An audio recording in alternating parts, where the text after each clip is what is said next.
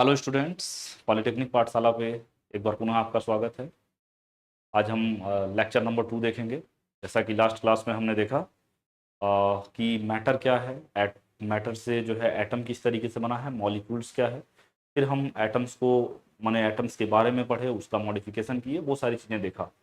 तो अब जो है हम जैसे बताया कि आपका द्रव्य क्या है, संसार की जो भी चीज़ें हैं जिसका कुछ मास हो, जो कुछ स्थान घेरता हो, वो द्रव्य कहलाता है, माने मैटर कहलाता है। फिर आपने कहा कि मैटर को तोड़ते तोड़ते एक ऐसी स्थिति पे लाए जिसके बाद हम उसके टुकड़े नहीं कर सकते, तो वो जो है छोटा सा कण, वो एक इंडिविजुअल पार्टिकल जिसका नाम आपने एटम दिया। फिर आप जो है यही बोले कि सेम टाइप के एटम या डिवर टाइप के एटम जब केमिकली कंबाइन करते हैं तो फिर आपका मॉलिक्यूल्स बनता है। फिर जो है जैसे जैसे टाइम बीता, फिर ये जो है आपको बताया गया कि जो आपका माने एटम है, एटम भी जो है क्या है, डिविजिबल है। जो 3 सब एटॉमिक्स पार्टिकल से मिलकर बना हुआ है, वो 3 सब एटॉमिक्स पार्टिकल्स आपके इलेक्ट्रॉन, प्रोटॉन, न्यूट्रॉन है। उसकी डिस्कवरी देखी, इलेक्ट्रॉन की डिस्कवरी कैसे हुई, प्रोटॉन की डिस्कवरी कैसे हुई, न्यूट्रॉन की डिस्कवरी कैसे हुई। इलेक्ट्रॉन की डिस्कवरी आप जानते हैं कि एक डिस्चार्ज ट्यूब लिया गया, डिस्चार्ज ट्यूब को वैक्यूम बनाया गया, उसमें जो है अपने जो है अकॉर्डिंग माने मरकरी का जो है कुछ माने 0.001 Hg/mm पे जो है आपने उसमें गैस भरा। फिर जो है आपने उसको हाई वोल्टेज से कनेक्ट किया। जो कैथोड की तरफ से कुछ रे आ रही थी, जो एनोड की तरफ जा रही थी, और जिससे कुछ माने प्रदीप्त उत्पन्न हुए, जिससे आपने बोला कि ये माने कैथोड किरणें हैं। और जो है इसको आपने इलेक्ट्रॉन नाम दिया। एक्चुअल में ये नेगेटिव की तरफ से आ रही थी, इस वजह से आप बोलते हैं कि ये नेगेटिवली चार्ज पार्टिकल भी है। फिर इसी तरीके से आपने जो है माने एनोड रे या प्रोटॉन की खोज की। अब एनोड की तरफ से डिस्चार्ज ट्यूब में जो है कुछ रे आ रही थी जो माने कैथोड की तरफ मूव कर रही है, तो इसी को हम धनावेशित किरणें या फिर जो है हम कैनॉल रेज के नाम से जाने। फिर उसी तरीके से न्यूट्रॉन की डिस्कवरी की। और फिर हम जो है ये माने इलेक्ट्रॉन, प्रोटॉन की, न्यूट्रॉन की डिस्कवरी के बाद जो है अब हम एटम के स्ट्रक्चर की बात करेंगे कि माने एटम का जो है आकार कैसे रहेगा या एटम का आकार आपका कैसा होगा। तो उसके लिए जो है मैंने आपको बताया था कि आपके पास जो है जैसे क्या है कि जैसे जब भी आप जो है किसी बल्की लेवल पे या फिर माने स्मॉलर लेवल पे जब चीज़ें देखते हो, तो आप ये पता है कि जैसे अगर आपको हम बताएं कि एटम का जो एक्चुअल में स्ट्रक्चर्स रहा वो स्पेरिकल शेप में आया। कैसा? स्पेरिकल शेप में। तो स्पेरिकल शेप में आने का ये मतलब है कि एटम का जो है एक स्ट्रक्चर था, वो जो है माने एक तरीके से हम बोल सकते हैं गोलाकार या अंडाकार होता था, ऐसा ये जो है बोला गया। तो उसमें जो है कई सारे माने कॉन्सेप्ट आए। उसमें मैंने बताया था कि आपको कि एक कंक्लूडिंग मॉडल आया जिसको हम जो है जे थॉमसन का मॉडल कहते हैं। तो अब जो है इसमें 1897 ईस्वी में तकरीबन जो है आपके जे थॉमसन ने एक लॉ लाए, जो है जिसमें क्या किया था कि उन्होंने ये बताया कि एटम के माने समस्त इस पार्ट में जो है माने इस पूरे हिस्से में जो है एक तरीके से जैसे अगर आप तरबूज का ही नियम इसको बोलते हो आपकी, अगर मान लीजिए ये तरबूज का जो रेड रेड सा पार्ट होता है, इसको जो है इन्होंने क्या नाम दे दिया, इसको इन्होंने नाम दिया क्या, माने प्रोटॉन दे दिया, लाल हिस्सा। और इसके अंदर फिर जो है जो सीड्स होते हैं, जो छोटे छोटे सीड्स होते हैं, जो बीज होते हैं, उसको इन्होंने क्या नाम दिया, इलेक्ट्रॉन नाम दिया। फिर जो है इस थ्योरी माने इस थ्योरी पे, इस थ्योरी को लोग जाने या फिर हम ये कह सकते हैं कि इस पे कई दिनों तक बातें चली। फिर जो है जैसे जैसे इसमें कुछ कमी आई, फिर इसको कमी को दूर करने के लिए माने ऐसा ये बोला गया कि एटम जो है जो बना हुआ है, वो हम बोल सकते हैं कि परमाणु का समस्त भाग जो है माने ये जो ये एक तरीके से वाटरमेलन या फिर हम जो है पंप लोडिंग मॉडल के नाम से जानते हैं। तो उसमें क्या होता है कि आप जो है क्या बोलते हो कि जो खरबूज जो खाते हैं आप, तो जो उसका लाल हिस्सा है उसको जो है हम प्रोटॉन नाम देते हैं, और उसमें जो छोटे छोटे बीज होते हैं उसको आप इलेक्ट्रॉन की संज्ञा दे रहे थे। लेकिन ये थ्योरी सही नहीं रही। माने अब जो है फिर जब इस पे रदरफोर्ड ने इसी एटम पे माने डेरिवेशन करना स्टार्ट किया, तो उन्होंने क्या किया कि एटम पे मान लीजिए सपोज डेट ये एटम है, और जो है ये एटम में जो है ये कहा जा रहा है कि इन्होंने इसी एटम पर जो है कुछ क्या कराया, अल्फा पार्टिकल्स का बौछार कराया, माने इस पे बम्बार्टमेंट करवाया। तो कुछ रे जो है बिल्कुल सीधी चली जा रही थी, और कुछ रे जो है क्या कर जा रही थी, यहाँ से जाते ही वापस चली आ जा रही थी। इससे जो है उनको कुछ आइडिया लगा कि जैसे आपको पता है कि जो अपोजिट चार्ज होते हैं वो एक दूसरे को अट्रैक्ट करते हैं, और सेम चार्ज जब होते हैं तो उसको क्या करते हैं, रिपेल करते हैं। तो अब जो है जो ये आपके माने अल्फा पार्टिकल जैसे ही इस पे बौछार कराया गया, तो ये जो है यहाँ से बायक होने का मतलब है कि यहाँ पे कुछ ऐसा पार्ट रहा होगा। इस जो है पार्ट को ही जो है माने एक तरीके से बोला गया कि एटम के केंद्रक में कुछ ऐसी चीजें हैं जो उस माने इस किरण को आने से क्या कर रही हैं, माने रोक रही हैं। तो इसी जो है रुकावट की वजह से ये बोला गया कि एटम का समस्त पार्ट जो है खोखला है, और जो है इसके बीच में जो है कुछ ऐसी चीजें हैं जो इसको रोक रही हैं, तो इन्होंने इसका नाम जो है क्या दे दिया, न्यूक्लियस। क्या नाम दिया, न्यूक्लियस के नाम से इसको बताया। फिर जो है आप ये जानते हैं जब न्यूक्लियस के बारे में रदरफोर्ड ने ये सारी चीजें बताई, फिर आपको ये माने चीजें सामने निकल के आई। इसी न्यूक्लियस को हम बोलते हैं हिंदी में नाभिक। तो अब जो है रदरफोर्ड के द्वारा ये बोले जाने लगा कि जो ये आपका एटम है, एटम के अंदर माने एटम्स का वह माने केंद्रक पार्ट जिसको हम बोल सकते हैं न्यूक्लियस, और इस न्यूक्लियस के अंदर प्रोटॉन कंटेन करते हैं, और इसके जो बाहर है वो इलेक्ट्रॉन क्या करते हैं, एक जो है फिक्स्ड ऑर्बिट में जो है क्या करते हैं, चक्कर लगाते हैं। कौन, इलेक्ट्रॉन। तो फिर जो है जैसे जैसे माने टाइम बीतता गया, ये जो है रदरफोर्ड का मॉडल है, फिर जैसे जैसे टाइम बीता, फिर इसी कॉन्सेप्ट को जो है आपको ये हम बता रहे हैं कि नील्स बोहर्स ने इनके नियम को जो है झूठा बताया। इन्होंने ये बताया कि जो है अगर कोई भी संसार की कोई भी जो है अगर बॉडी है और वो क्या है, मोशन में है, लगातार अगर वो मोशन कर रही है, तो वो अपनी क्या करती है, एनर्जी लॉस करती है। उसमें कुछ रेडिएशन जब माने वो निकलती है, जिससे अगर ऐसा होता है कि इलेक्ट्रॉन जो है क्या कर रहा है कि माने न्यूक्लियस के बाहर जो है चक्कर लगा रहा होता, तो एक दिन ऐसा होता कि न्यूक्लियस घूमते घूमते घूमते घूमते थक के जो है क्या हो जाता, नाभिक में ही गिर जाता, और जो है फिर वो एटम के अस्तित्व को खत्म कर देता। तो ये थ्योरी जो है इस तरीके से क्या हुई, गलत साबित हुई। और जो है अब इसी चीज को जो है नील्स बोहर्स ने बहुत ही माने डीप में जो है बताया हुआ है। तो यही आप देखोगे अब जो है आपका जो टॉपिक्स है, बोहर्स मॉडल्स ऑफ एटम, ठीक ना।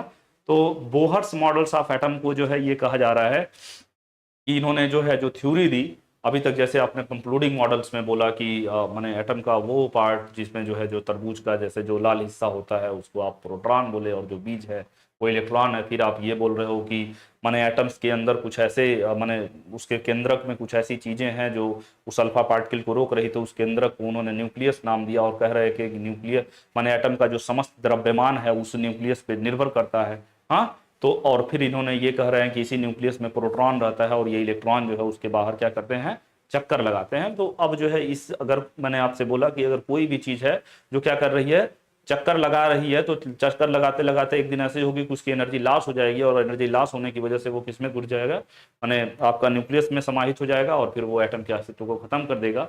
अब जो है जो ये नील बोहर्स का जो कॉन्सेप्ट आया वो कैसे है, तो इसको आप देख रहे हैं।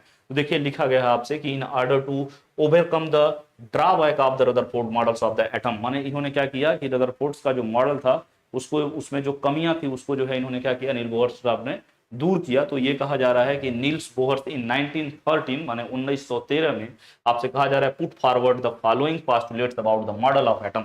मतलब ये कहा जा रहा है कि नील्स बोहर्स ने परमाणु के मॉडल के बारे में निम्नलिखित कुछ अवधारणाएं जो है उनके अपने अपनी कुछ थ्योरी रखे, किसने, नील्स बोहर्स ने।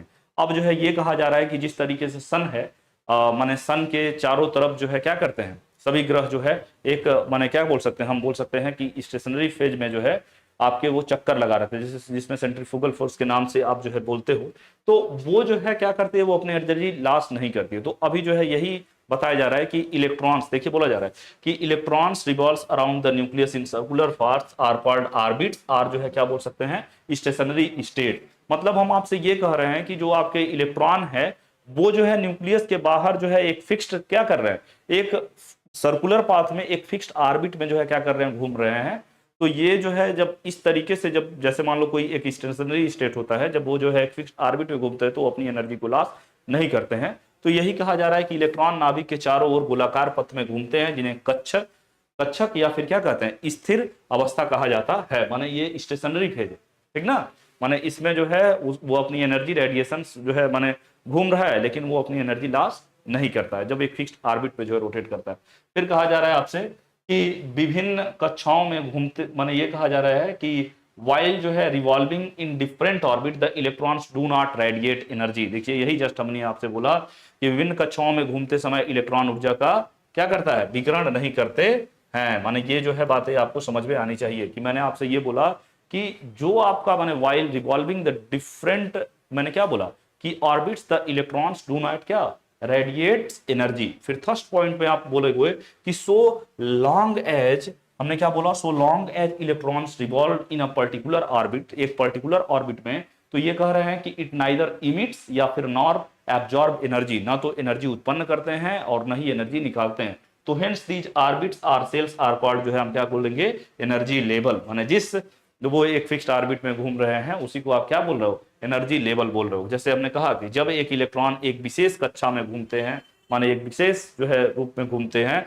तब वह जो है न तो ऊर्जा का उत्सर्जन करते हैं और न ही क्या करते हैं, अवशोषण करते हैं। इसलिए इन कक्षाओं या कोष में ऊर्जा, इसी जो है माने हम कह रहे हैं कि इसलिए इन्हीं कक्षाओं या कोष को हम जो है ऊर्जा स्तर का नाम भी दे सकते हैं या फिर कहा जाता है। इस तरीके से जो है ये बोहर्स का मॉडल आप पढ़ रहे हो। और फिर यहाँ पे जो है आपसे कहा जा रहा है कि जो ये डिफरेंट डिफरेंट एनर्जी लेवल है, इसके बारे में आप क्या बताओगे। तो देखिए लिखा गया है कि the energy level are numbered as, माने ये जो आपका एनर्जी लेवल्स है, इसका जो है कुछ माने आप नॉमेनक्लेचर कर सकते हो, नाम रख सकते हो। तो the energy levels are numbered as 1 2 3 4 dot dot dot etcetera, starting from जो है मैंने क्या बोला, starting from the nucleus of the orbit. और ये हम कह सकते हैं कि दीज नंबर्स 1 2 3 आर कॉल्ड, जिसको हम क्या बोल सकते हैं, प्रिंसिपल क्वांटम नंबर। और these energy level are also हम बोल सकते हैं कि designated as KLMN dot dot dot ETC shell, ठीक ना। तो अभी जो है आप यहाँ पे बता रहे हो कि जो न्यूक्लियस था, जैसे देखिए ये आपका बड़ा अच्छा यहाँ पे स्ट्रक्चर बन रखा है कि मैंने आपसे कहा कि ये आपका जो है क्या है, माने सपोज डेट न्यूक्लियस है। तो इस न्यूक्लियस के बाहर जो है क्या कर रहे हैं, देखिए इसको आपने नाम दिया है क्या, न्यूक्लियस।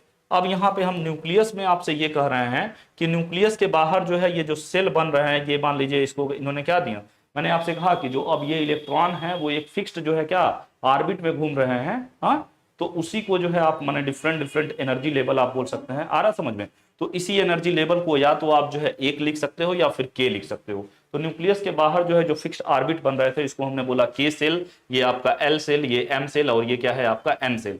अब जो है के लिए जो है एन का वैल्यू 1 है, फिर ये जो है 2 है, ये 3 है, और ये क्या है 4 है। तो यहाँ पे ये चीजें आपसे बताई गई और यही चीजें मैं आपसे बता रहा हूँ कि ये कहा जा रहा है कि माने when an electron jumps from one energy level to the other energy level, emitted or absorbed in the form of जो है क्या बोल सकते हैं कि बंडल ऑफ एनर्जी कॉल्ड जो है क्वांटा, या फिर क्या बोल सकते हैं फोटॉन ऑफ एनर्जी। मतलब ये कहा जा रहा है कि जब एक इलेक्ट्रॉन एक ऊर्जा स्तर से क्या करता है दूसरा ऊर्जा स्तर में जाता है, तो ऊर्जा को जो है क्या अपने एक बंडल के रूप में उत्सर्जित करता है या फिर अवशोषित करता है। इसी को हम क्या बोलते हैं, अभी आप आगे पढ़ोगे क्वांटम, फिजिक्स में भी है थोड़ा बहुत, और यहाँ भी आपको जो है क्वांटम से रिलेटेड कुछ चीजें बताई जाएंगी, जिसमें क्वांटम में ये बताया जा रहा है कि जो भी चीजें अभी पार्टिकल्स में है वो एक्चुअल में पार्टिकल के नेचर में भी होगी, और किस नेचर में होगी, आपका वेव नेचर में भी होगा। तो मैंने इसे कहा कि जिसे क्वांटा या फिर क्या कह सकते हैं, देखिए जिसे क्वांटा या ऊर्जा या फिर हम क्या कह सकते हैं फोटॉन का नाम देते हैं। अब फिर यहाँ पे आप बताओगे कि द एनर्जी ऑफ फोटॉन, जो एनर्जी ऑफ फोटॉन है वो कहा जा रहा है कि E = E2 - E1, माने जो आप माने एक ऊर्जा लेवल से दूसरे ऊर्जा लेवल में जा रहे हो, तो दूसरे महीने से क्या करोगे, एक को घटाओगे, तो वो जो है यही कह रहा है कि the energy of photon E = E2 - E1, where E2 and E1 are जो है एनर्जीज ऑफ जो है क्या बोला जा रहा है, E1s are the energies of the orbital in the final and क्या इनिशियल स्टेट। हमेशा क्या करते हैं आप, फाइनल माइनस इनिशियल करते हैं। तो यही चीजें जो है आपको यहाँ पे समझाई गई कि फोटॉन E = E2 - E1 की ऊर्जा, जहां E2 एंड E1 अंतिम और प्रारंभिक अवस्थाओं में क्या बोला जा रहा है, कक्षाओं की ऊर्जा है। अब यहाँ पे फिर आप क्या देखोगे कि आपसे नेक्स्ट जो अब ये बोला जा रहा है कि Bohr's idea of a fixed circular orbit has lost its significance in the lights of Huygens uncertainty principles। अभी जो है ये माने Huygens uncertainty principles, ये सारी चीजें जो है एक्चुअल में क्वांटम में आपको जो है चीजें पढ़ने को मिलेगी। तो ये जो है आपको ये बताया जा रहा है कि बोर के निश्चित वृत्ताकार कक्षाओं के विचार में हाइजेंसबर्ग के एक अनिश्चितता का सिद्धांत आता है, ठीक ना। उस पर जो है आप क्या कह रहे हैं, माने इस पे जो है इन्होंने अपना कुछ प्रकाश डाला है, किसने, नील्स बोहर ने। तो अब जो है कहा जा रहा है कि विभिन्न कक्षाओं में इलेक्ट्रॉन का जो है विवरण किस तरीके से, मतलब ये कह रहे हैं कि distributions of electron in the different orbit, different orbits में जो है किस तरीके से जो है इनका माने क्या हम बोल सकते हैं कि आपके जो है माने हमने कहा कि distributions of electron in different orbit shell. तो आप जो है इसको कैसे माने फॉर्म करोगे या फिर कैसे बताओगे, तो उस चीज को जो है हम कैसे यहाँ पे माने कंटिन्यू करेंगे, वो चीजें देखा जा रहा है। तो अब यहाँ पे देखिए क्या बोला आपने कि विभिन्न कक्षाओं में ऊर्जा की इलेक्ट्रॉनों की जो है क्या विवरण। तो अब देखिए मैंने आपसे क्या कहा कि the arrangements of electron in different shell, माने हमने क्या बोला आपसे कि the arrangements of electron in different shell of an atom was proposed by Bohr and क्या बरी इन 1921। माने ये कहा जा रहा है कि जैसे आपके जो माने दो arrangements of electron in different shell, मतलब अगर मान लीजिए कोई एटम है, ये सपोज दैट मान लीजिए मैंने एटम बनाया और इस एटम में जो है ये क्या है बाबू आपका न्यूक्लियस है, और इस न्यूक्लियस के बाहर क्या बन रहे हैं, कई सारे सेल बन रहे हैं। ये के सेल हो गया, ये आपका एल सेल हो गया, ये आपका एम सेल हो गया, और फिर यहीं पे जो है आपने क्या बना दिया, एन सेल बना दिया। हाँ, तो अब हम ये कह रहे हैं कि इस सेल में या इस जो है ऑर्बिट में इलेक्ट्रॉन किस तरीके से क्या कर रहे हैं, माने घूम रहे हैं, या फिर इनका किस तरीके से आपने इसमें इलेक्ट्रॉनों को घूमने के लिए बांटा है। हाँ, तो यही कह रहा है कि the arrangements of electron in different shell of an atom was proposed by, किसने कहा था, बोर एंड बरी ने। तो ये कहा जा रहा है 1929। अब खाने वाला बोर बरी नहीं, हाँ समझ रहे हैं, साइंटिस्ट का नाम है। तो according to the Bohr Bury scheme कहा जा रहा है कि following rules are followed for arrangements of electron in the, क्या मैंने बोला, various shells of an atom. तो अब देखिए मैंने ये कहा कि एक परमाणु के विभिन्न गोले में इलेक्ट्रॉनों की व्यवस्था जो है 1921 में बोहर एंड बरी द्वारा प्रस्तावित की गई। और फिर कहा जा रहा है कि बोर बरी योजना के अनुसार एक परमाणु के विभिन्न गोले में इलेक्ट्रॉनों की व्यवस्था के लिए निम्नलिखित नियमों का क्या होता है, कुछ फॉलो, माने कुछ नियम है जिसके अंतर्गत जो है इलेक्ट्रॉन क्या करते हैं, उसमें रिवॉल्व करते हैं। तो देखिए सबसे पहली बात जो है यहाँ पे आपसे बताई जा रही है कि the maximum numbers of electron, मैंने आपसे क्या बोला कि the maximum numbers of electrons which can be accommodated in, जो है क्या बोल सकते हैं, देखिए बोला जा रहा है अकोमोडेटेड इन जो है any energy shells of an atom is given by the formula 2n²। इसी के बेसिस पे जो है हम क्या कर सकते हैं, किसी सेल में कितने नंबर्स ऑफ इलेक्ट्रॉन घूम सकते हैं वो यहाँ पे हम क्या करेंगे, जानेंगे। तो ये कहा जा रहा है कि वेयर एन इज द, क्या मैंने बोला, where n is the serial numbers of shell are energy level. और अभी आपने एनर्जी लेवल को देखा था कि के एल एम एन, या फिर हम बोल सकते हैं कि 1 2 3 4 से डिनोट करते हैं। तो ये कह रहा है 1 2 3 4 etcetera starting from the nucleus. तो ये फार्मूला है, इसी के आधार पर आप ये बताओगे कि किसमें जो है कितने जो है मैक्सिमम ऑफ इलेक्ट्रॉन क्या कर सकते हैं, किसी एनर्जी लेवल्स में जो है रह सकते हैं। तो अब यहाँ पे कहा जा रहा है कि देखिए सीरियल्स नंबर्स ऑफ ऑर्बिट 1, अगर मान लीजिए पहला ऑर्बिट की हम बात करें तो अब जो है जैसे मान लो कि हम ये ले लिए न्यूक्लियस, तो न्यूक्लियस के बाहर ये पहला ऑर्बिट है ना, तो यही कहा जा रहा है कि नंबर, देखिए सीरियल्स नंबर्स ऑफ ऑर्बिट, तो n इक्वल टू 1, तो वो जो है इसको आपने क्या बोला था, के सेल, क्या बोला था, के सेल। अब जो है इसमें मैक्सिमम नंबर ऑफ इलेक्ट्रॉन कैसे रह सकते हैं, तो n माने क्या होता है, देखिए ये जो है n आपको बता रहा है। तो अब जो है यहाँ पे क्या करोगे कि यहाँ पे क्या है 2n² के बेसिस पे आप रखोगे, तो 2 इंटू और n की वैल्यू क्या है, 1 का स्क्वायर करोगे तो क्या हो जाएगा, 1 ही हो जाएगा। तो 2 इंटू 1 इक्वल टू क्या, सीधे हो जाएगा 2। तो अब जो है माने के सेल में मैक्सिमम कितने इलेक्ट्रॉन रह सकते हैं, केवल 2। अब फिर यहाँ पे जो है जब आपने मान लीजिए ये आपके पास क्या था, ये जो है हमने ले लिया सपोज दैट कि आपका अब जो है ये आपका माने ये न्यूक्लियस था, इसको क्या नाम दिया था आपने, न्यूक्लियस। और ये जो है आपका क्या था, के सेल। अब फिर जो है न्यूक्लियस के बाहर जो है एक दूसरा सेल है, इसको आप क्या बोल रहे थे, ये के सेल, और ये क्या है, एल सेल। एल सेल में जो है कितने मैक्सिमम नंबर ऑफ इलेक्ट्रॉन रह सकते हैं, तो उसको कैसे निकालोगे, तो उसको भी जो है 2n² के बेसिस पे, किससे, 2n² के बेसिस पे। तो n की वैल्यू यहाँ पे कितनी है, देखिए n की वैल्यू यहाँ पे 2 है, तो रख के देखो तो क्या हो जाएगा, 2 इंटू 2 पे स्क्वायर करोगे तो क्या हो जाएगा, 2 इंटू ये जो है 4 और ये कितना हो गया 8। तो L में जो है कितने इलेक्ट्रॉन रह सकते हैं, कितने रह सकते हैं, 8 इलेक्ट्रॉन, ठीक ना। तो देखिए ये बोला गया कि मैक्सिमम नंबर ऑफ इलेक्ट्रॉन इन जो है क्या, एल सेल, कितने नंबर ऑफ इलेक्ट्रॉन होंगे, 8 इलेक्ट्रॉन। फिर उसी तरीके से माने हम थर्ड ऑर्बिट में बात करेंगे, जब n की वैल्यू क्या हो गई, 3 हो गई। तो अब जो है यहाँ पे आप क्या करोगे कि सपोज डेट मैंने क्या लिया, ये के सेल, ये एल सेल, और ये फिर इसके बाद क्या है, के एल एम सेल, क्या ले लिया आपने, एम सेल। अब एम सेल में देखना है कि कितने नंबर ऑफ इलेक्ट्रॉन होते हैं, तो फिर जो है आप क्या करोगे, माने वही फार्मूला 2 इंटू एन के लिए, हाँ 2 इंटू एन स्क्वायर, तो 2 इंटू जो है यहाँ पे n की वैल्यू क्या है, 3 है, तो ये जो है 2 इंटू 9, ये जो है कितने मैक्सिमम नंबर ऑफ इलेक्ट्रॉन, 18 हो जाएंगे। फिर इसी तरीके से जो है आपका माने, तो आप बोल सकते हो कि एम सेल में कितने इलेक्ट्रॉन, तो आप कितने बोलोगे, कितने, 18। फिर उसी तरीके से अब जो है नेक्स्ट सेल की हम बात करते हैं, तो नेक्स्ट सेल के बाद के एल एम हो गया। फिर उसके बाद क्या करोगे आप, जो है एन सेल देख लो, ये जो है हमने क्या बना दिया आपका एक फिर एन सेल बना दिया। तो एन सेल के लिए ये जो है नंबर ऑफ ऑर्बिट 4 है आपका, तो फिर यहाँ पे रखो आप, क्या हो जाएगा इसके लिए, तो 2 इंटू 4 का स्क्वायर, हाँ तो 2 इंटू ये जो है आपका 16, तो माने ये 32 सॉरी 16, और ये 16 टू जा 32, तो इसमें जो है मैक्सिमम नंबर ऑफ इलेक्ट्रॉन कितने हो गए, 32।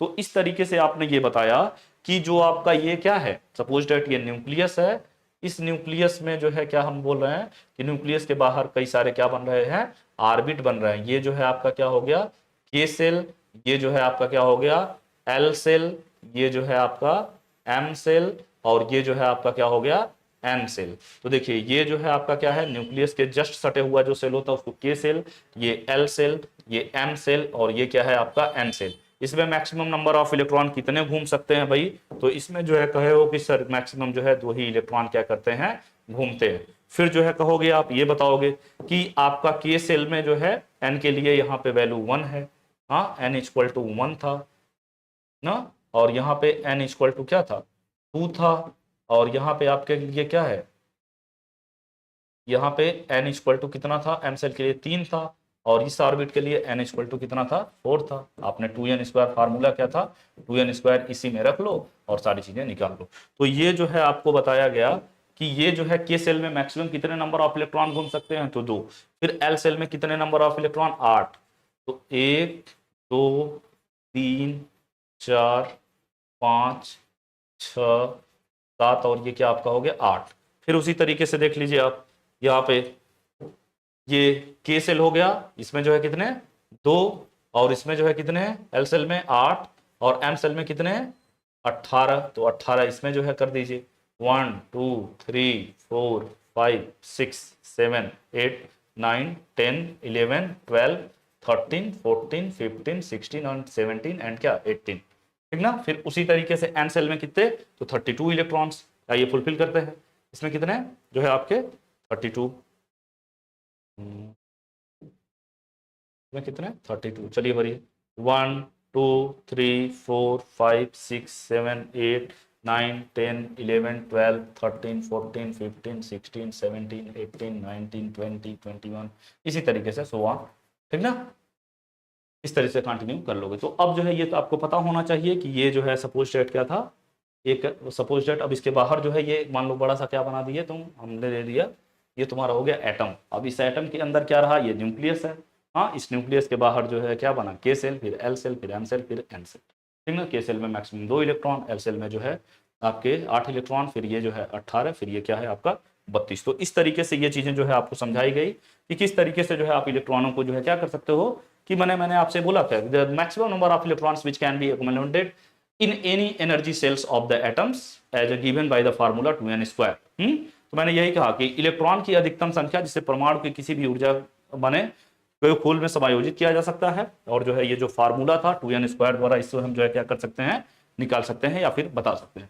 अब देखिए फिर यहाँ पे कहा जा रहा है कि in stable atom the outermost orbit can accommodate maximum 8 electrons and the last बोला जा रहा है, and the last but one जो है पेनल्टीमेट ऑर्बिट्स कैन हैव जो है मैक्सिमम 18 इलेक्ट्रॉन्स। तो ये कहा जा रहा है आपसे, जो अभी मैंने आपको यहाँ पे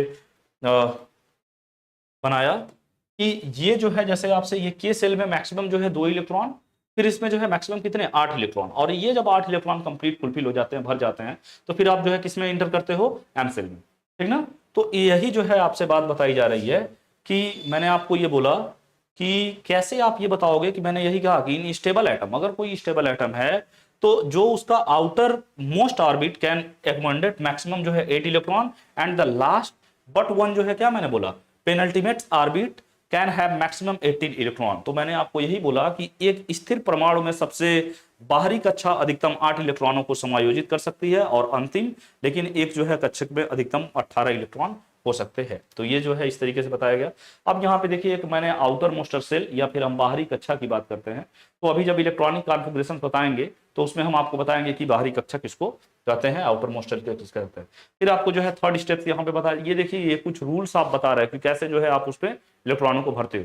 तो ये फिर एक जो है नेक्स्ट रूल्स आपको बताया जा रहा है कि फर्स्ट ऑर्बिट हैज मैक्सिमम कितने इलेक्ट्रॉन, 2 इलेक्ट्रॉन्स आफ्टर जो है fillings 2 electrons of the first orbit, तो इलेक्ट्रॉन स्टार्ट जो है ऑक्युपाइंग सेकंड ऑर्बिट। जैसे ये कहा जा रहा है कि जब तक जो है के सेल का पेट पूरी तरीके से भरेगा नहीं तब तक वो एल सेल में इंटर नहीं करेगा। जब के सेल पूरी तरीके से भर जाएगा तभी वो दूसरे सेल में एंटर करेगा। फिर उसी तरीके से जब एल सेल कंप्लीटली भर जाएगा तब फिर वो जो है एम सेल में जाएगा, और जब एम सेल जो है ये 8 इलेक्ट्रॉन भरते हैं तो फिर जो है एन सेल में 2 इलेक्ट्रॉन भर के तब जो है इसको आप भरना स्टार्ट करते हो। तो यही कह रहे हैं आपसे कि first orbit has maximum 2 electrons after fillings of 2 electrons in the first orbit, electron start occupying second orbit when जो है second orbit has 8 electron. Second orbitals में कितने जो है मैक्सिमम ऑफ इलेक्ट्रॉन्स रह सकते हैं, या सेकंड सेल में कितने इलेक्ट्रॉन्स रह सकते हैं, तो आपने बताया था कि 8 इलेक्ट्रॉन। एंड जो है फिर they start entering the third orbit for जो है एग्जांपल्स, जैसे सोडियम है तो सोडियम का जो है आप फार्मूला जान रहे हो Na, इसका जो है अगर लिखना हो, इसका एटॉमिक नंबर 11 होता है। तो यहाँ पे अगर इलेक्ट्रॉनिक कॉन्फ़िगरेशन का क्या कर रहे हो, राइट कर रहे हो, तो कैसे लिखोगे, तो देखो यहाँ पे ये सपोज डेट मान लो K लिख दिया, ये L लिख दिया, ये M लिख दिया, और ये क्या लिख दिया, N लिख दिया। तो K में मैक्सिमम 2 इलेक्ट्रॉन, और इसमें जो है 8 इलेक्ट्रॉन, और इसमें 1 इलेक्ट्रॉन, तो ये क्या हो गया 2 8 1। तो यही कहा जा रहा है कि हैज इलेक्ट्रॉन डिस्ट्रीब्यूशन 2 8 1। फिर यहाँ पे आप क्या बताओगे कि when the orbit has electron filled according to the, हमेशा जो है जो आप इलेक्ट्रॉन फिल करते हो ऑर्बिट के अंदर वो 2n स्क्वायर के ही थ्रू भरते हो। तो यही कहा जा रहा है कि when the orbit have electrons filled according to किसके थ्रू, 2n स्क्वायर। तो आप ये बताओगे कि the outermost orbit has 2 electrons and हमने क्या बोला कि and the last out 1 orbits में हैव जो है 9 इलेक्ट्रॉन्स। फॉर एग्जांपल्स हम बोल सकते हैं कि electronic distribution of scandium, scandium का जो है जो एटॉमिक नंबर है वो आपका 20 कितना है 1। तो अब जो है यहाँ पे भर रहे हो कि सेल में आपको पता है कि 2 इलेक्ट्रॉन, इसमें 8, इसमें 18, इसमें 32। तो पहले क्या करोगे, 2 इसमें भर लिए, ये 8 इसमें हो गया, फिर ये जो है क्या हो गया 8 इसमें होगा, फिर जो है पहले यहाँ पे क्या करोगे 2 इलेक्ट्रॉन भरोगे, फिर इसमें जो है भरना स्टार्ट करोगे, तब जो है आगे बढ़ोगे। तो ये 2 इलेक्ट्रॉन भर के तब इधर आओगे। तो ये चीजें जो है आपको यहाँ पे बताएगी। अब यहाँ पे फिर क्या देखोगे आप कि माने ये जो आपको हमने बताया कि कक्षक में 2n स्क्वायर के अनुसार ही जो हम क्या करते हैं इलेक्ट्रॉनों को भरते हैं। अब जो है यहाँ पे जो आपसे लास्ट जो माने रूल्स बताए जा रहे हैं, तो कहा जा रहा है कि the arrangements of electron in the various shell, जो अरेंजमेंट्स ऑफ इलेक्ट्रॉन्स हैं डिफरेंट डिफरेंट सेल्स में ऑफ एन एटम्स, या फिर हम बोल सकते हैं कि ऑफ एन एटम या of an element is called जो है क्या इलेक्ट्रॉनिक कॉन्फ़िगरेशन। माने यही जो है देखो इलेक्ट्रॉनिक कॉन्फ़िगरेशन का डेफिनेशन कितना अच्छा निकल के आया। ये आप ये बोल रहे हो कि the arrangements of electron in the various shell, जो अरेंजमेंट्स ऑफ इलेक्ट्रॉन्स हैं जिनको आप व्यवस्थित कर रहे हो डिफरेंट डिफरेंट सेल में, हाँ चाहे वो किसी भी एटम का, एटम ऑफ एन एलिमेंट्स माने एलिमेंट्स का, तो ये कहा जा रहा है उसी का जो डिस्ट्रीब्यूशन ऑफ इलेक्ट्रॉन होता है उसी को हम क्या बोलते हैं electronic configuration of that element या ऑफ दैट एलिमेंट। अब जो है कहा जा रहा है कि arrangements of electrons of atoms of the first 20 elements में बी शोन एज बिलो। कम से कम जो है आपके मैंने बताया था कि 30 जो है एटॉमिक्स माने एलिमेंट आपके जो वहां पे लर्न होने चाहिए, और उन 30 एलिमेंट्स के ही जो है आपके उस 30 एलिमेंट से ही आपको इलेक्ट्रॉनिक कॉन्फ़िगरेशंस लिखने को आते हैं। तो देखिए वो क्या है। तो अब यहाँ पे जैसे मैं अभी आपको बताया था कि यहाँ पे देखिए जैसे कुछ हमने एक टेबल दे दिया हुआ है, यहाँ पे सिंपली हम 2 एक एग्जांपल करवाते हैं आपसे। जैसे हम बात करते हैं कि जैसे सपोज दैट ये मान लीजिए हाइड्रोजन है, फिर क्या है हीलियम है, फिर क्या है लिथियम है, फिर क्या है हाइड्रोजन हीलियम लिथियम बेरिलियम हो गया, फिर आपका क्या है बोरान है, फिर कार्बन है, फिर क्या है आपका नाइट्रोजन है। अब हाइड्रोजन का एटॉमिक नंबर आप जानते हो 1 है, इसका 2 है, इसका 3 है, इसका 4 है, इसका 5, ये 6 और ये क्या 7। अब जो है सबसे पहले ऊपर इसके क्या लिख लो सेल लिख लो, क्या लिख लो भाई सेल लिख लो। यहाँ पे हमने ले लिया K सेल, यहाँ पे ले लिया L, और ये M, और यहाँ पे क्या है M सेल। तो K सेल में जो है मैक्सिमम कितने इलेक्ट्रॉन रह सकते हैं, तो आप जानते हैं कितने कितने रह सकते हैं, तो 2। इसमें जो है आपको पता है कितना 8, इसमें कितना 18, इसमें कितना 32। तो आइए भरते हैं। तो कैसे फुलफिल करोगे, तो हाइड्रोजन के लिए क्या हो जाएगा केवल 1 हो गया, हीलियम के लिखो तो क्या हो जाएगा 2 हो जाएगा क्योंकि इसके एटॉमिक नंबर 2 है। इसी से जो है ये भी डिफाइन हो जा रहा है। हाँ फिर ये जो है लिथियम है, तो लिथियम का क्या हो जाएगा 2, पहले K सेल कंप्लीट भरोगे, फिर जो है L सेल में आ गया तो 2 और 1।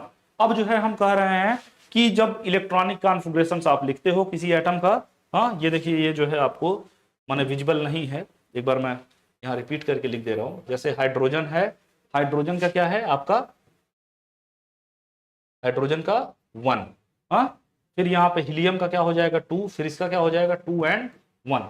ठीक है, तो आपको यहाँ पे दिख रहा है कि जो ये 2 और 1 लिखा, तो ये जो आपका बाहरी ये जैसे मान लीजिए अब इस लिथियम के लिए जो आउटर मोस्ट सेल बनेगा वो कौन सा बनेगा, एल सेल, क्योंकि जो आपका बने किसी भी केमिकल रिएक्शन में, अभी जो है आप देखोगे किसी भी एलिमेंट्स में जो उसके बाहरी कोष में इलेक्ट्रॉन होते हैं या बाहरी कक्षक में जो इलेक्ट्रॉन होते हैं उसी को हम क्या बोलते हैं, आउटर मोस्टर सेल या फिर बाहरी कक्षा बोलते हैं। तो ये इसका क्या है, बाहरी कक्षा है, और यही जो है क्या करता है, केमिकल रिएक्शंस में भाग लेने जाता है। आप ये जानोगे कि किसी भी अगर आपसे कोई पूछे कि किसी भी एटम का कौन सा पार्ट किसी भी केमिकल रिएक्शंस में इन्वॉल्व होता है, तो आप ये बोलोगे कि सर जो है किसी भी एटम का जो बाहरी कोष का इलेक्ट्रॉन होता है जो अनस्टेबल होता है वही जो है क्या करने जाता है, स्टेबल होने जाता है। ये तो देखिए यहाँ पे क्या था, तो ये जो है आपका अब बेरिलियम, लिथियम के बाद बेरिलियम का लिखिए तो क्या हो जाएगा 2n2, तो इसके आउटर मोस्ट सेल में कितने इलेक्ट्रॉन 2, अब इसमें जो है क्या हो जाएगा 2n3, फिर इसका क्या हो जाएगा 2 4, फिर इसका क्या हो जाएगा 2n5, ठीक ना। तो ये जो है इस तरीके से अगर जो है अब हम बात करें कि इसको हम क्या बोलते हैं, आउटर मोस्ट व्हाट सेल, या इसी को बोलते हैं बाहरी कोष, बाहरी व्हाट कोष। आ रहा बात समझ में, ठीक ना। या इसी को हम बोलते हैं अभी जो है आउटर मोस्ट सेल को ही इसी को बोलते हैं balance electron, balance what electron, इसी को क्या बोलते हैं, बैलेंस इलेक्ट्रॉन। जो आउटर मोस्ट सेल में इलेक्ट्रॉन होते हैं किसी भी एटम में या एलिमेंट्स में वही उसका क्या कहलाता है, बैलेंस इलेक्ट्रॉन कहलाता है। ये बात समझ पा रहे हो, तो आप जो है ये चीजें आपको यहाँ बताई गई।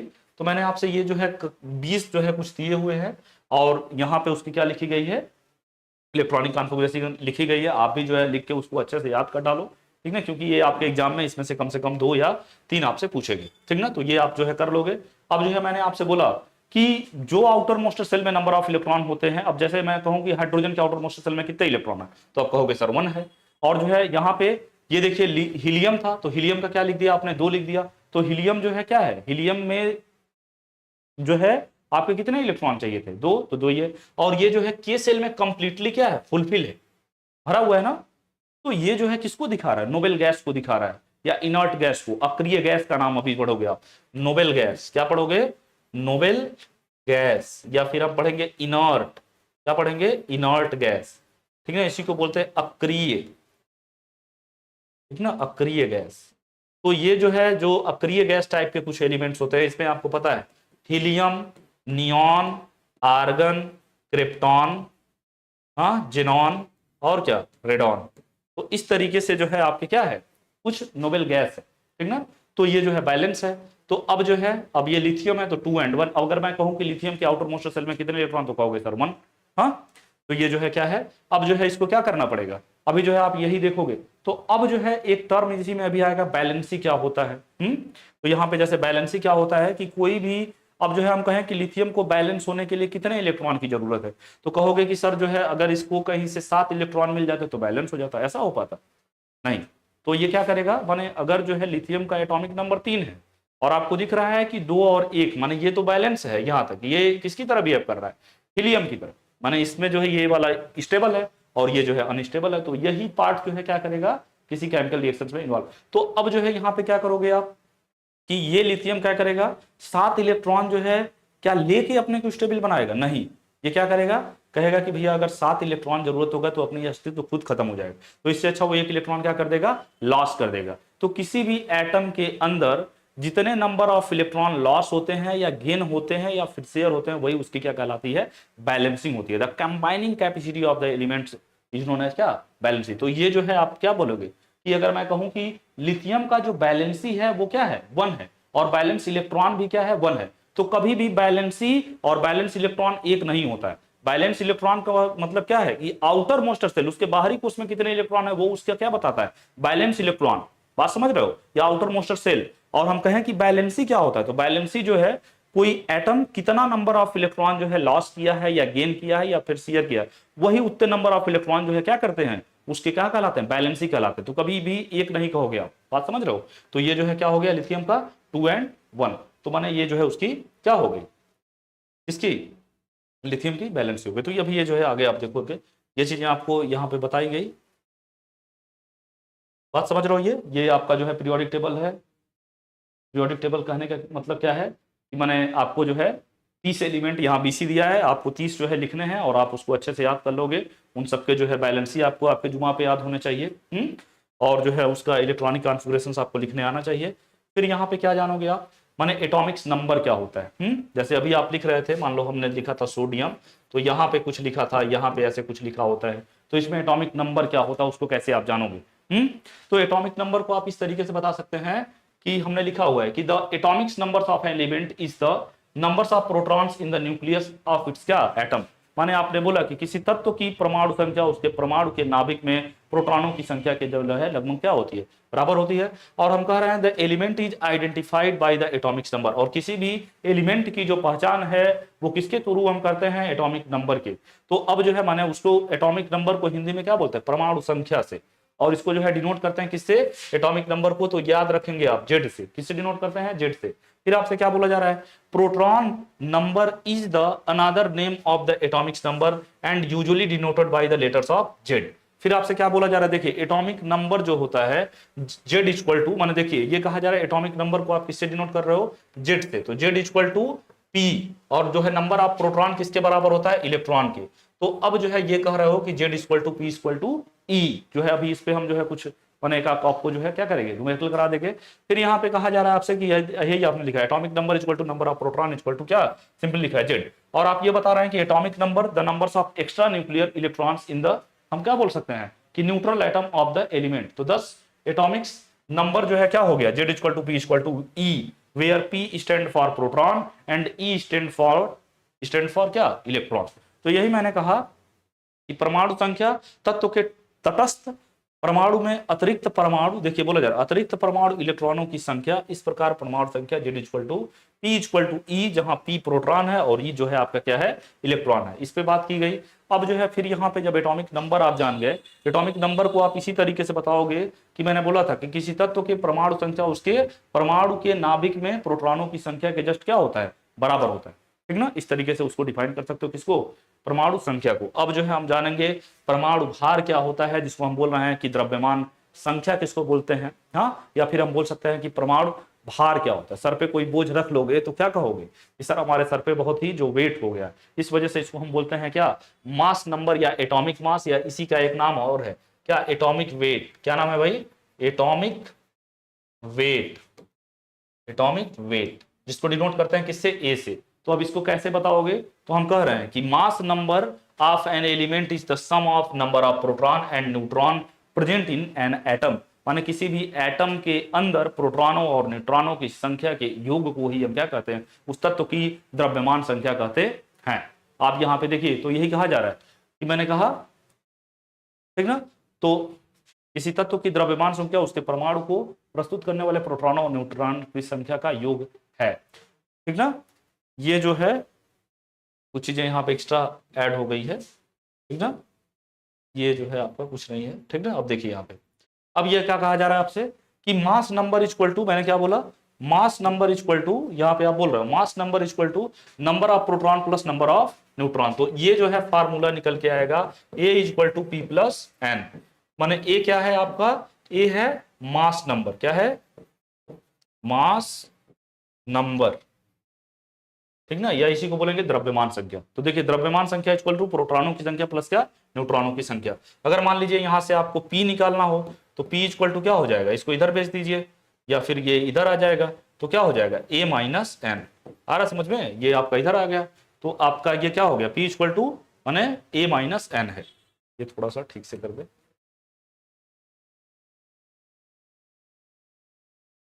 ये माइनस एन, ठीक ना। और फिर n अगर निकालना हो आपका तो n इक्वल टू क्या हो जाएगा, n अगर निकालना होगा तो a और माइनस p जाएगा, इसको इधर भेज दीजिए, ऐसा हो। तो ये जो है कुछ फार्मूले हैं जिनको आप याद रखोगे, ठीक ना। आप देखिए उदाहरण के लिए सोडियम परमाणु में जो है, जैसे सोडियम है, सोडियम हमने लिया, सोडियम का जो है ये क्या है, एटॉमिक नंबर है, और ये क्या है, उसका मास नंबर, हाँ। तो ये जो है आपका क्या है, इसको किससे डिनोट करते हैं, जेड से। किससे डिनोट करते हैं, जेड से। और इसको किससे डिनोट करते हैं बाबू, किससे डिनोट करते हैं, जेड। और ये जो है आपका किससे डिनोट करते हैं, ए से, हाँ। तो अब जो है कैसे बताओगे, तो देखिए कहा जा रहा है कि मैंने ये कहा कि सोडियम के लिए परमाणु में जो है, अगर अब यहां से क्या करोगे कि ये देखो, जैसे मैंने क्या लिख दिया, Z equal to P equal to E, हाँ। तो इसमें जेड की वैल्यू कितनी, 11, तो इसमें नंबर ऑफ प्रोटॉन भी 11 हो गया, इलेक्ट्रॉन भी क्या हो गया, 11 हो गया। तो देखो हमने कहा उदाहरण के लिए सोडियम परमाणु में 11 प्रोटॉन और 12 इलेक्ट्रॉन होते हैं। अब जो है फिर क्या कहा, इसलिए इसकी द्रव्यमान संख्या जो, अब ये जो है क्या लिख दिया, इसलिए द्रव्यमान यहाँ जो है न्यूट्रॉन होना चाहिए, ये जो है गड़बड़ हो गया। तो अब देखो यहाँ पे क्या करोगे, अब जो है ये फार्मूला लगाओ, यहाँ पे तुमको क्या निकालना है, न्यूट्रॉन A = P + N होता है। अब N तुमको नहीं पता है ना, ये तो तुमको माने एटॉमिक नंबर से क्या निकाल लिए, P निकाल लिए और E निकाल लिए। ये जो है देखिए कहा जा रहा है सोडियम परमाणु में 11 प्रोटॉन और ये क्या है 12 जो है क्या न्यूट्रॉन होते हैं, इसलिए इसकी द्रव्यमान संख्या कितनी है 23 होती है।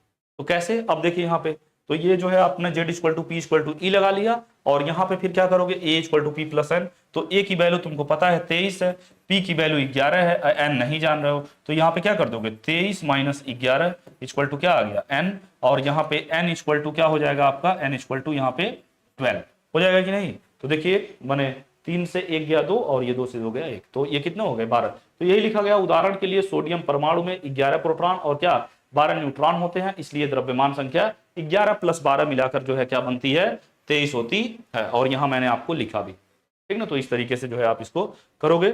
अब यहाँ पे क्या है, आइसोटॉप्स क्या होता है या आइसोबार्स क्या होता है। जैसे देखिए कुछ एग्जांपल और आपसे हम कराते हैं, जैसे क्लोरीन है, क्या लिखा आपने क्लोरीन का एटॉमिक नंबर कितना है 17। और जो है मैं ये कहूँ कि इसका जो मास होता है 35.5 आपने लिख दिया, मान लीजिए 35 ही केवल लिखो, आप कितना सपोज कर रहे हैं, केवल आप जो है इसको क्या सपोज कर रहे हो 35। हाँ, तो अब हम ये कहें कि इसमें जो है बता दो कि प्रोटॉन कितने होंगे, तो तुम जान रहे हो Z = P, हाँ, और जो है माने तो Z = P = E भी। तो अब अगर मैं कहूँ इस क्वेश्चन के लिए, इस क्वेश्चन में P क्या होगा, E क्या होगा और आपका जो है N क्या होगा, हाँ, तो फिर क्या करोगे आप, तो निकालो यहाँ से, तुमको पता है Z की वैल्यू कितनी है 17, तो प्रोटॉन भी कितना हो गया 17, इलेक्ट्रॉन भी कितना हो गया आपका 17 हो गया। बात समझ रहे हो। अब जो है यहाँ से क्या निकालना है तुमको, न्यूट्रॉन निकालना है, हाँ। तो अब जो है फार्मूला जानते हो क्या, A = P + N, A = P + N।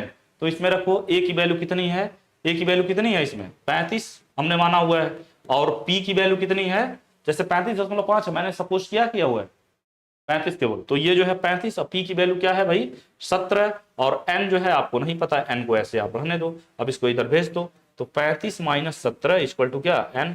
अब ये जो है 15 से 7 गया कितना 9, और यहाँ 2 से 1 गया तो क्या 19, तो N की वैल्यू क्या आ गई, N की वैल्यू कितनी आ गई आपकी 19, और यहाँ पे चेक कर सकते हो 17 + 19, और ये जो है 9 7 15 का 5 कितना हो जाएगा 9 7 16 होगा ना, तो यहाँ 8 होगा, ये सॉरी 8 7 15 ना। अब यहाँ पे क्या कर लो, इसको जोड़ के चेक कर लो कि सही किए हो कि नहीं। तो अब जो है तुम जानते हो कि जो A होता है, क्या जो आपका A होता है, A = पढ़े हो P + N, तो A की वैल्यू कितनी है, A की वैल्यू तुमने निकाला है, सॉरी P की वैल्यू निकाले हो 17, और N की भी वैल्यू यहाँ निकाल दी हो कितना 18, तो इसको जोड़ दो 8 7 15 का 5 हासिल 1 और 1 1 2 और 3, ये कितना आ गया 35। तो यही आपने क्या लिखा है, देखिए यहाँ पे पहले ही दिया, तो इस तरीके से जो है इस न्यूमेरिकल को आप लगा सकते हो, ठीक ना। ये आपके पास गिवन आउट है, तो ये जो है देखिए उस पर 2-3 क्वेश्चन लगाओगे आप, ठीक ना। अब यहाँ पे हम बात करेंगे कि आइसोटॉप्स क्या होता है या फिर आइसोबार्स क्या होता है। तो आइसोटॉप्स को कैसे समझोगे या फिर आइसोबार्स को किस तरीके से समझोगे, इसको हम समझते हैं। तो देखिए कहा जा रहा है isotopes are atoms of the same elements having the same atomic numbers but different masses. देखिए आइसोटॉप्स को समझने के लिए ये बड़ा ही मायने रखता है, माने आइसोटॉप या फिर आइसोबार, हाँ, आइसोटॉप को हम बोलते हैं समस्थानिक, क्या बोलते हैं समस्थानिक। तो अब जो है कैसे इसको समझोगे, तो मैंने कहा आपसे कि isotopes are the atom of the same element, माने आइसोटॉप्स में जो तत्व होंगे वो एक ही तरह के होंगे, जिनके क्या होंगे एटॉमिक नंबर एक जैसे होंगे, लेकिन एटॉमिक जो वेट होंगे वो क्या होंगे अलग अलग होंगे, तो उसी को हम क्या बोलते हैं आइसोटॉप्स। बच्चे बड़ा गलती कर रहे हैं, एक ही तत्व के जिनके परमाणु क्रमांक बराबर और परमाणु भार भिन्न, एक ही तत्व, ये नहीं कि दो अलग अलग, एक ही तत्व के जब परमाणु क्रमांक क्या होंगे समान होंगे और उनके परमाणु भार अलग अलग होंगे, तो वही क्या कहलाते हैं आइसोटॉप्स कहलाते हैं, या फिर क्या कहलाते हैं समस्थानिक कहलाते हैं। तो देखिए कहा जा रहा है isotopes have the same chemical property due to the same numbers of electrons but different physical property. Isotopes की जो केमिकल प्रॉपर्टीज होती है वो एक जैसी होती है, क्योंकि वो जो है क्या होते हैं मैंने आपसे बोला क्योंकि due to the same numbers of electron, माने उसमें जो नंबर ऑफ इलेक्ट्रॉन होते हैं वो सेम होता है, बट जो है जो उसकी फिजिकल प्रॉपर्टीज होती है वो बिल्कुल अलग होती है। अब जो है कुछ एग्जांपल दो लो आइसोटॉप्स के, तो आइसोटॉप्स ऑफ हाइड्रोजन देखिए, तो ये जो है क्या हो गया 1H। अब देखिए ये अभी मैंने बोला ना एक ही तत्व के जिनके परमाणु क्रमांक बराबर, जैसे देखिए ये हाइड्रोजन है, हाँ। अब देखिए इनके जो है ये हमने लिख दिया, देखिए तो ये हाइड्रोजन तीनों हैं लेकिन इनके परमाणु क्रमांक जो एक ही तत्व हैं, हाइड्रोजन सभी है, इसको हाइड्रोजन, इसको ड्यूटेनियम, इसको ट्रिटियम, इस तरीके से नाम। तो अब यहां पे क्या है कि ये आपने लिखा है क्या, यहां पे एक ही तत्व लिखा है और जिनके सबके परमाणु क्रमांक क्या है, समान है, लेकिन ये जो है जो परमाणु भार है ये क्या है, अलग अलग है। इसी को हम क्या बोलते हैं, आइसोटॉप्स या समस्थानिक। कोई प्रॉब्लम हो तो बताइए। अब कार्बन का एक एग्जांपल लिया है, कार्बन 6, कार्बन देखिए कार्बन 12, कार्बन 13, कार्बन 14 लिखा है ना, आइसोटॉप्स ऑफ कार्बन माने कार्बन के समस्थानिक। तो इन सबके जो है परमाणु क्रमांक बराबर है, परमाणु भार भिन्न भिन्न और एक ही तत्व है, ठीक ना। फिर यहाँ पे आप जो है बात करोगे कि यहाँ पे जो ये कुछ और एग्जांपल दिए हैं, जैसे देखिए वो माने ऑक्सीजन 16, ऑक्सीजन 17, ऑक्सीजन 18, लेकिन परमाणु क्रमांक इनके सबके बराबर है, एक ही तत्व है, एक ही तत्व में जो है परमाणु क्रमांक बराबर है लेकिन परमाणु भार अलग अलग है। तो वो जो है इस तरीके से क्लोरीन 17 हो गया और ये क्लोरीन 35, क्लोरीन 37, इस तरीके से आ रहा समझ में। तो ये जो है अब कुछ यूजेज देख लीजिए समस्थानिक के, माने समस्थानिक के क्या जो है यूजेज है। तो जो है सबसे पहले हम जो है कार्बन डेटिंग के लिए हम बात करते हैं। देखिए लिखा गया है द आइसोटॉप्स ऑफ आयोडीन माने is used for the treatment of क्या गिटार, माने जो एक तरीके से जो घोंघा रोग है उसको दूर करने के लिए हम आयोडीन 131 का जो है उपयोग करते हैं। फिर जो है दूसरा बात बताया जा रहा है an isotopes of cobalt 60 is used for the treatment of cancer. तो ये जो है यूजेज आप याद रखोगे, आइसोटॉप्स के जो है माने समस्थानिक के कुछ आप उपयोग बता दीजिए। तो इस तरीके से लिखेंगे कैंसर के उपचार में कोबाल्ट 60 का जो है क्या किया जाता है, उपयोग किया जाता है, प्रयोग किया जाता है। और फिर आपसे कहा जा रहा है कि an isotopes of uranium is used as a fuels in nuclear reactor. Nuclear reactors में जो आपके यूरेनियम के आइसोटॉप्स होते हैं उनका उपयोग किया जाता है। फिर आप क्या बता रहे हो कि isotopes of carbon 14 used to know the age of an old samples of the vegetables and animals kingdom. माने पुरानी चीजों की जांच करने के लिए, पहचान करने के लिए कार्बन 14 का उपयोग किया जाता है, जो ये बहुत ही फेमस है। आपसे ये जो है ऑब्जेक्टिव में भी पूछता है तो आपने लिखा है कि isotopes of carbon 14 is used to know the age of an old samples of vegetables and animals kingdom. जैसे कोई भी जो है जब खुदाई होती है, कोई भी चीजें जब पुरानी निकलती है, वो माने कोई भी चीजें जब उसमें से निकल रही है तो आपको ये जानना हो कि वो कितनी पुरानी है, तो वो हम कार्बन 14 माने उसके बेसिस पे जो है क्या करते हैं, उस आइसोटॉप्स का यूज करके करते हैं। तो देखिए लिए लिखा है कार्बन जो है 14 का उपयोग सब्जी तथा पशु के साम्राज्य के पुराने नमूने की उम्र जानने के लिए, माने वो कितनी वर्ष पुरानी है उसको जानने के लिए हम इसका उपयोग करते हैं। फिर यहाँ पे कहा जा रहा है कि isotopes of phosphorus and cobalt are used to the regulate the growth of the plants. माने ये जो है जो आइसोटॉप्स है फास्फोरस और कोबाल्ट को आइसोटॉप्स का उपयोग जो है हम क्या कर रहे हैं, पौधों के विकास को जो है माने हाँ विनियमित करने के लिए किया जाता है। तो ये जो है आपके क्या रहे आइसोटॉप्स के कुछ यूजेज रहे। अब यहाँ पे हम आगे देखेंगे क्या आइसोबार्स आपके क्या होते हैं। तो आइसोबार्स को समझते हैं। देखिए आइसोटॉप्स और आइसोबार्स में आप बहुत मिस्टेक करते हो। आइसोटॉप्स में मैंने बताया था कि वो एटम होने चाहिए जो सेम एलिमेंट्स होने चाहिए, जिनके एटॉमिक्स नंबर सेम हो और एटॉमिक वेट डिफर हो, तो आइसोटॉप्स होते हैं। और आइसोबार्स में जो है आप क्या बोलोगे कि डिफरेंट एटम में, देखिए बोला जा रहा है कि atoms of different element, atoms of a different element having जो है डिफरेंट एटॉमिक्स नंबर्स बट जो है same mass numbers is called isobars. मतलब यहां कहा जा रहा है कि जो है डिफरेंट एलिमेंट्स होंगे जिनके एटॉमिक्स नंबर क्या होंगे, जिनके एटॉमिक्स नंबर क्या होंगे, डिफरेंट होंगे, लेकिन उनके मास जो है एक जैसे होंगे, तो वो क्या कहलाएगा आपका आइसोबार, जिसको हम बोलते हैं समभारिक, उसको समस्थानिक, और ये क्या है आपका समभारिक के नाम से जानते हैं।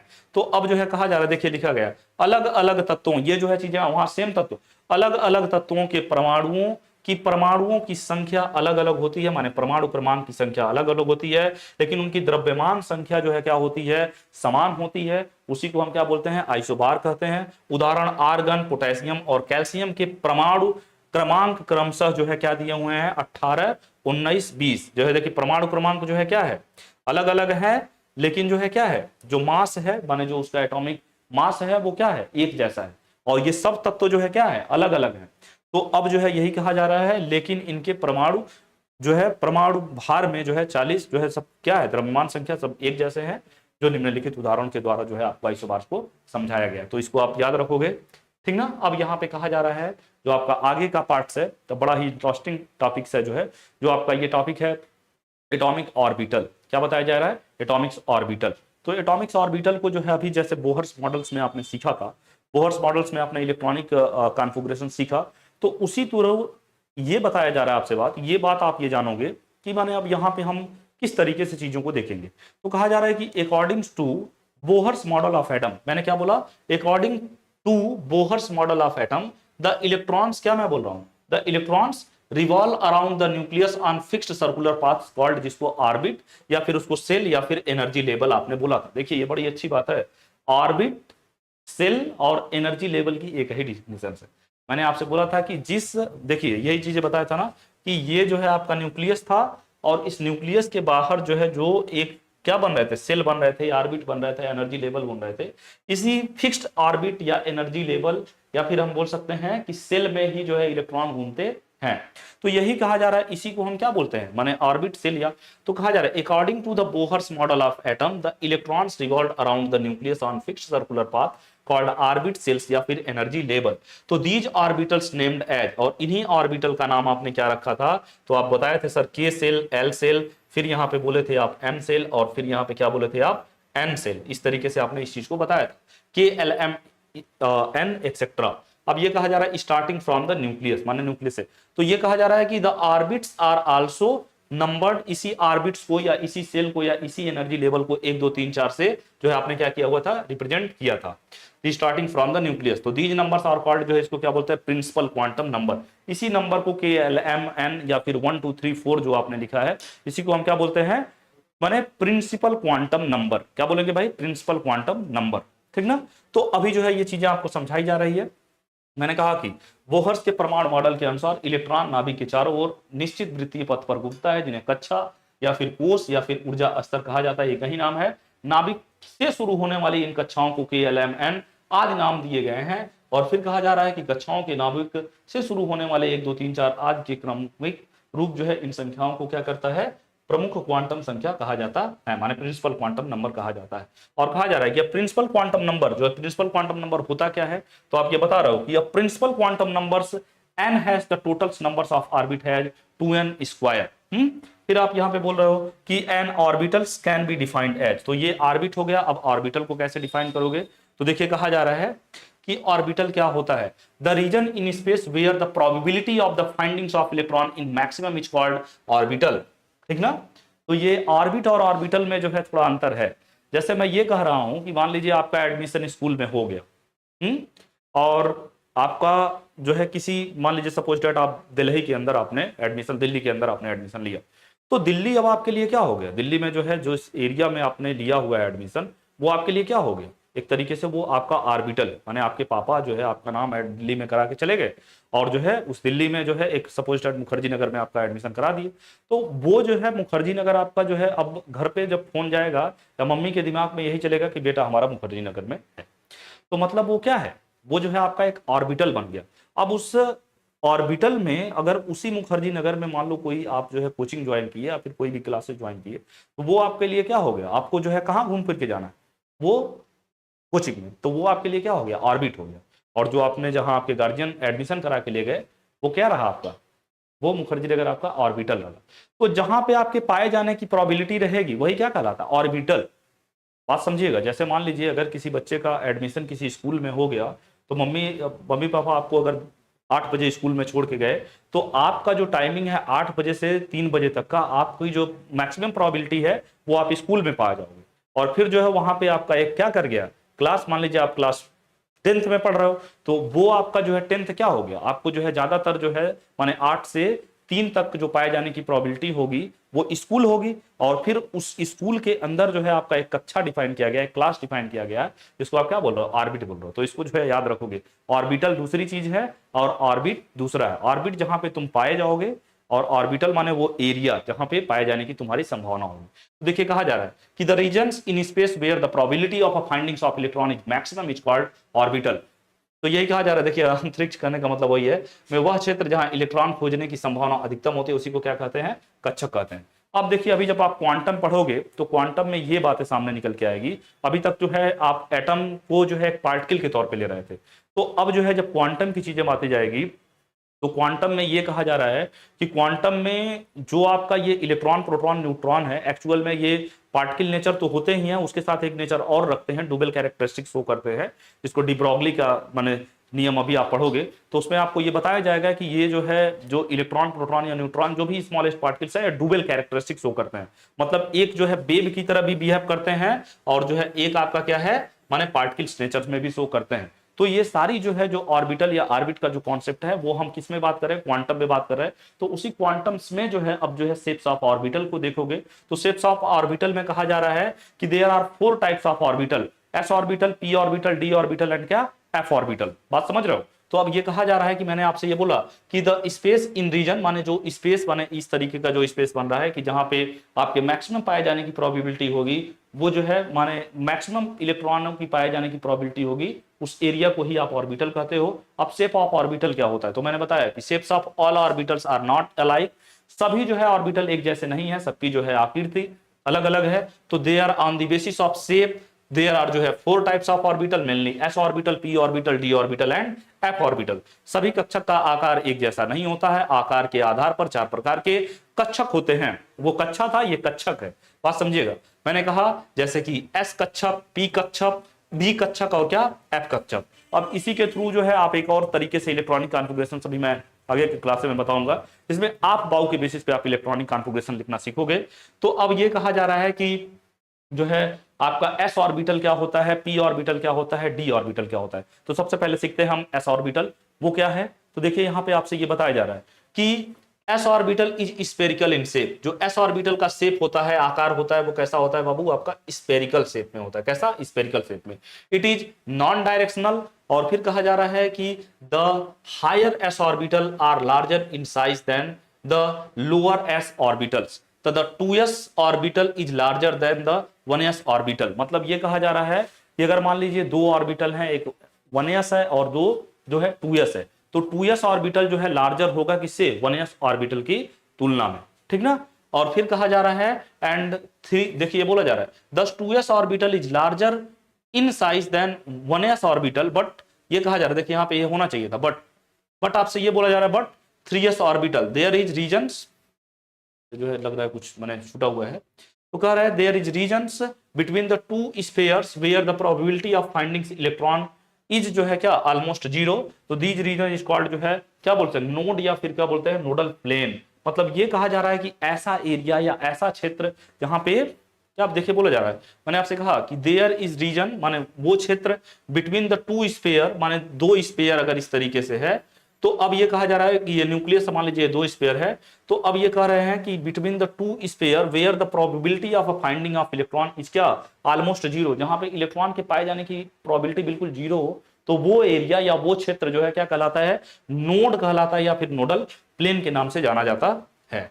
अब जो है हम क्या कह रहे हैं कि देखिए शेप्स ऑफ जो ये आपका कौन था, एस ऑर्बिटल था, देख रहे हैं आप, ये जो है अब ये जो है बना है, तो इसमें जो है मान लीजिए ये न्यूक्लियस है सपोज दैट, ये मान लीजिए आपका के सेल, ये एल सेल।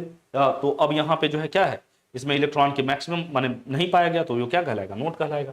और ये जो है माने एस ऑर्बिटल जो है आपने स्फेरिकल शेप में बोला, हाँ, और ये जो है क्या होता है आपका, बोलिए, ये जो है देखिए यहाँ पे यही जो है बोला गया कि S orbital is spherical in shape, in non directional, it is माने higher S orbital are larger in क्या साइज देन जो है क्या 2s ऑर्बिटल। फिर यहाँ पे आप क्या बताओगे कि शेप्स ऑफ पी ऑर्बिटल, हम किसको देखेंगे, आप एस ऑर्बिटल के बारे में देखा 4 टाइप के ऑर्बिटल होते हैं क्वांटम में।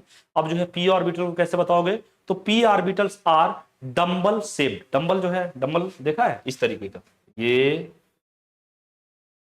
कुछ इस तरीके का, ये ऐसे, बात समझ पा रहे हो। तो मैंने आपसे क्या कहा, P orbitals are dumbbell shaped made up of a two, made up of क्या, made up of a two lobes. अब देखिए 2 लोब्स है ना, इसी को लोब्स बोलते हैं, one on each side of the nucleus. तो द पी ऑर्बिटल आर जो है mutually perpendicular and according to the orientations along X axis, Y axis and क्या जेड एक्सिस। एक्चुअल में जो है जो फाइंडिंग ऑफ इलेक्ट्रॉन की बातें कही जा रही है वो जो है ऐसा क्षेत्र है जैसे जो है वो क्वांटम की बात करें। अब जैसे मान लो ये जो है तो अब क्वांटम में ये बताया जाता है कि ये इलेक्ट्रॉन कहीं भी माने ऐसा क्षेत्र जहां पे इलेक्ट्रॉन के पाए जाने की प्रोबेबिलिटी होगी वही जो है आपका क्या कहलाएगा, ऑर्बिटल कहलाएगा। तो इस ऑर्बिटल के बेसिस पे जो है अब आप डिफाइन कर रहे हो, एस ऑर्बिटल का शेप स्फेरिकल था, पी ऑर्बिटल का जो है शेप जो है कैसा है, डंबल है। हाँ, तो अब जो है यहाँ पे यही चीजें ये बताना चाह रहे हो आप।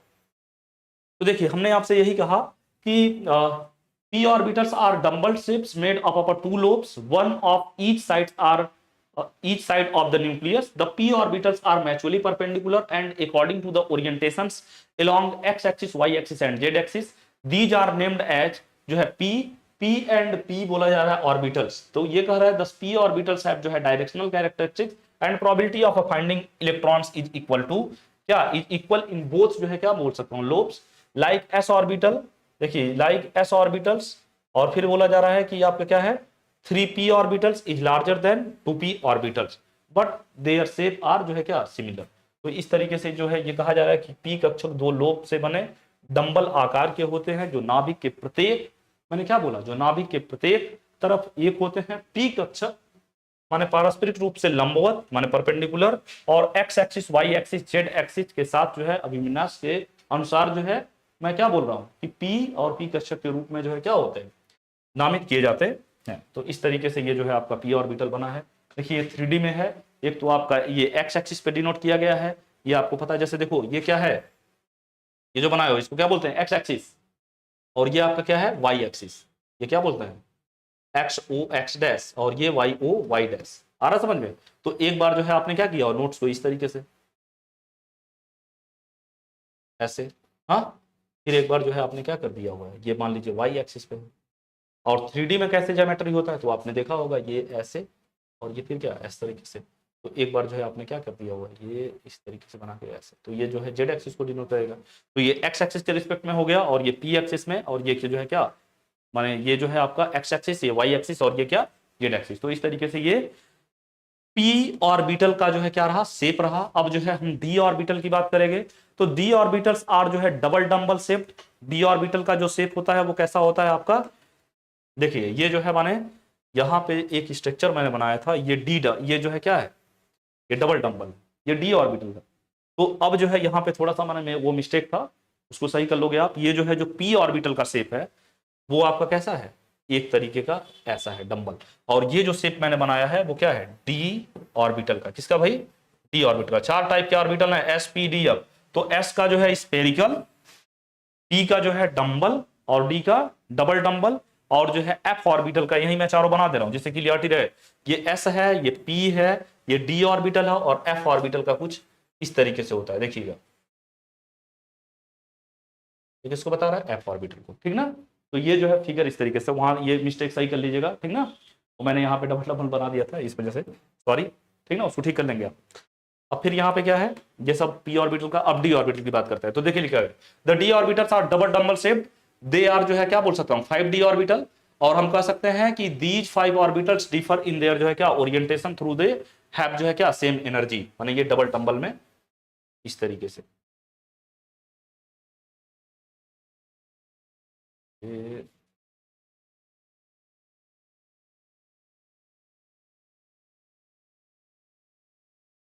इस तरीके से, ठीक ना, डबल डबल। तो ये जो है आपने ये बनाया किसको डी ऑर्बिटल को। अब एफ ऑर्बिटल कैसे बनाओगे, तो कहा जा रहा है देयर आर जो है 7 F orbitals, their are shape are very complex, बहुत ही कॉम्प्लेक्स हो जाता है वो माने एफ ऑर्बिटल में। तो ये जो है आपको जो है बेसिकली आपके सिलेबस में एस ऑर्बिटल और किसको पी ऑर्बिटल को ही जानना है, ठीक ना। फिर जो है यहाँ पे तो अब जो है आपको यहाँ पे समझा रहे हैं कि ये जो ऑर्बिटल्स थे मैंने आपको यही बताया कि एस ऑर्बिटल का शेप जो है स्फेरिकल, पी ऑर्बिटल का जो है क्या डंबल, और डी ऑर्बिटल का डबल डंबल, एफ ऑर्बिटल का कॉम्प्लेक्स होता है। और जो है जो एस ऑर्बिटल है एस, और ये पी और ये जो डी ये एफ, एस ऑर्बिटल में मैक्सिमम 2 और पी ऑर्बिटल में मैक्सिमम 3 होते हैं, ठीक ना।